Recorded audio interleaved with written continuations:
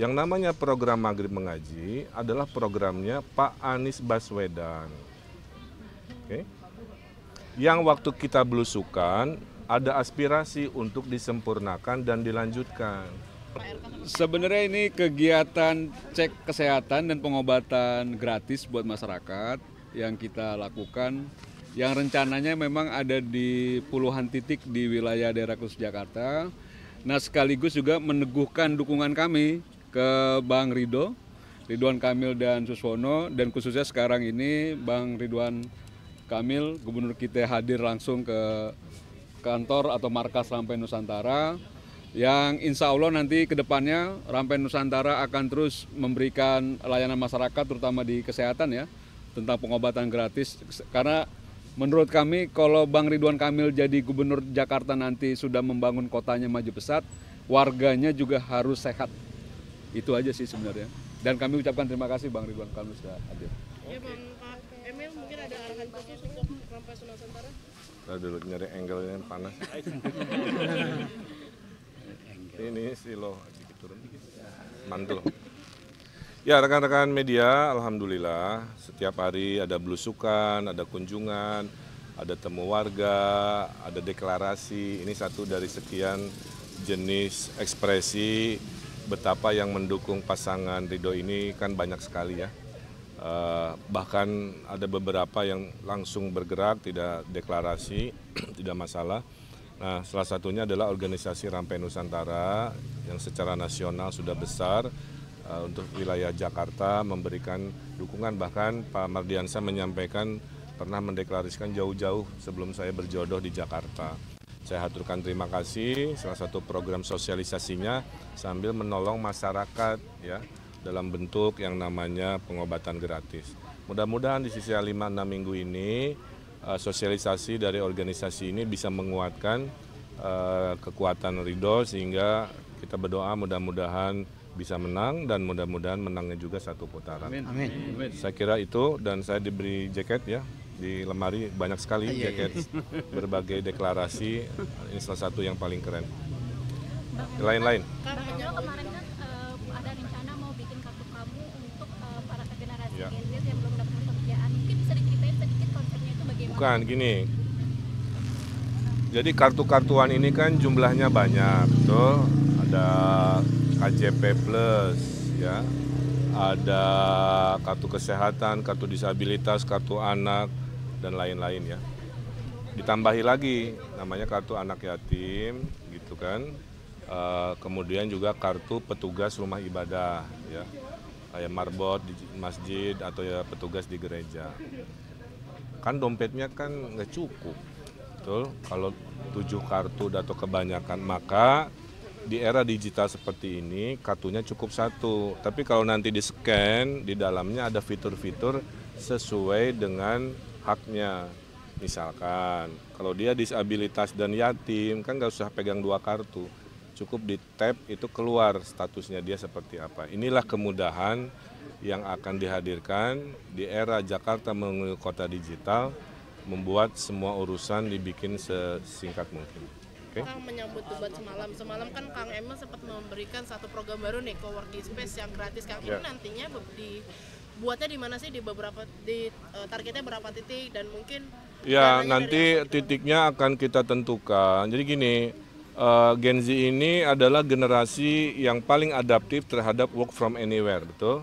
Orang tuanya mah tetap 9 to 5 di kantoran. Ini Gen Z-nya ini senangnya work from anywhere atau work from cafe dan lain sebagainya. Itu biayanya para individual entrepreneur ini agak kerepotan curhat saya kan, karena harus nyewa co-working, sejamnya berapa, terus tidak ngopi, tidak kerja, apa istilahnya tuh ya, kira-kira dikalikan berapa cangkir kopi cukup membebani. Ya sudah, kalau itu adalah golongan pejuang-pejuang nafkah di Gen Z, kita fasilitasi. Dan saya kira sudah dihitung, kayak kita kantor sewa, co-working gratis, dan minumnya lah ya, supaya mereka fokus dalam produktivitas kerjanya, kira-kira begitu. Terpisah dari anggaran RT RW 200 juta itu nggak ada urusan. Kalau itu mah urusan wilayah namanya. Kalau ini adalah keberpihakan berdasarkan berdasarkan demografi usia. Kang, rencananya berapa titik, Kang? Ya sebanyak-banyaknya. Kan masih soal debat semalam, Kang. Kan setelah itu Pak Mardhani bilang bahwa debat Ahok Anies itu lebih serut ketimbang debat tadi malam, Kang. Karena katanya belum lepas nih, dan bahkan ada beberapa yang bilang Kang Emil dan Pak Suswono itu terlalu formal, gimana, Kang? Ya saya cuma menyampaikan debat itu kan bukan ring tinju ya. Jadi yang penting tuh pesan sampai. Pesan sampai itu bisa dengan cara kalem atau cara teriak-teriak. Kalau itu mah kepribadian dari paslonnya. Saya gayanya nggak bisa teriak-teriak kenceng. Saya gayanya santai, bukan ganteng kalem, terarah, tenang gitu kan. Tiba-tiba Ridwan Kamil berubah, polanya kan jadi aneh, kelihatan maksain kan.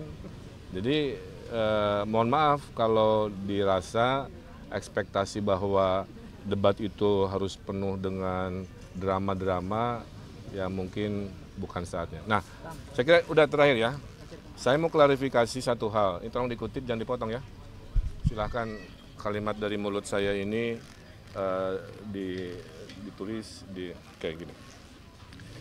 Saya mendapatkan berita ya yang memang dalam pemilu ini selalu hadir namanya hoax, selalu hadir namanya salah tafsir, selalu hadir salah persepsi yang diviralkan.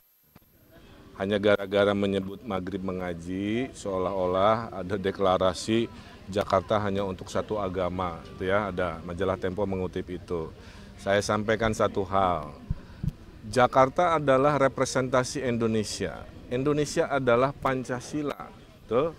Maka setiap pemimpin harus menjunjung tinggi Pancasila. Dan nilai tertinggi kepemimpinan adalah adil untuk semua golongan. Betul? Ya. Oleh karena itu, program-program semuanya harus adil merata ke semua golongan. Satu-satunya pasangan boleh cek di KPU yang menuliskan visi misinya ada tulisan manusia Pancasila hanya pasangan Ridho. Itu artinya kami sangat komit bahwa landasan berpikir pasangan Ridho pasti dasarnya hanya satu yang namanya Pancasila. Yang namanya program Maghrib Mengaji adalah programnya Pak Anies Baswedan. Oke. Yang waktu kita belusukan ada aspirasi untuk disempurnakan dan dilanjutkan. Maka saya sebagai calon gubernur yang sudah komit bahwa yang baik-baik dari pemimpin sebelumnya akan dilanjutkan, ya termasuk Maghrib Mengaji. Cuman akan disempurnakan supaya golongan agama lain yang setara pengkajian kitab atau apa, kita kasih fasilitasi juga. Saya datang lagi ke tempat lain, ada yang bilang, Pak, program Pak Ahok yang umrohkan marbot dihidupkan lagi. Saya bilang, mantap, kita akan laksanakan. Tapi jangan hanya agama Islam, saya bilang. Nanti yang petugas gereja, kalau pengen ke Vatikan, kita fasilitasi oleh sebuah acara. Okay? Agama lain atau pengen ke Yerusalem, silahkan. Atau agama lain pengen ke tempat suci lain, kita fasilitasi. Itulah rasa adil kami yang harus dipahami. Jadi gubernur Jakarta pastilah kami berdiri di tengah-tengah. Saya kira kurang lebih itu klarifikasinya ya, bahwa kami melanjutkan apa yang sudah dikerjakan, hanya disempurnakan dan lebih adilkan. Waktu saya wali kota gubernur, Bapak Ibu, ya, saya memberesi banyak izin-izin rumah ibadah non-muslim di Bekasi, di Bandung bersama Pak Bima Arya, Gereja Yasmin di Bogor, itu juga adalah komitmen yang sudah dilakukan. Membiayai paduan suara Katolik setahun sekali, itu juga kita lakukan. Kunjungan ke rumah-rumah ibadah untuk mendamaikan, memberikan rasa aman juga dilakukan.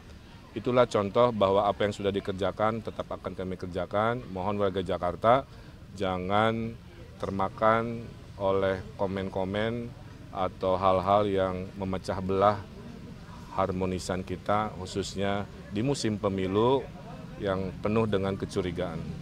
Saya kira itu. Terima kasih, hatur nuhun. Assalamualaikum.